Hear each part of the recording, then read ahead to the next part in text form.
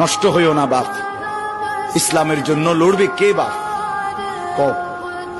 মুরব্বীরা তো চলে যাবে বাপ।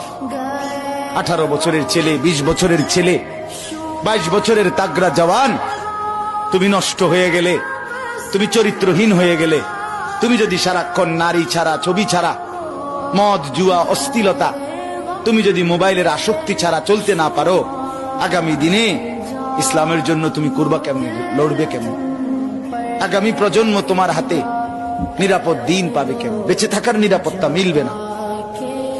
বেঁচে থাকা 53 বছর বাংলাদেশের বয়স, 53 বছরের সমাজে বেনামাজির সংখ্যা যদি এত বেশি হয়, 53 বছরের ভিতরে মোবাইলে আসক্ত যুবকের সংখ্যা যদি এত বেশি হয়, 53 বছরের ভিতরে বেপর্দা নারীর পরিমাণ যদি এত বেশি হয়, এত মসজিদ মাদ্রাসা চারদিকে থাকার পরেও যদি এই মসজিদ মাদ্রাসা ষড়যন্ত্রের কারণে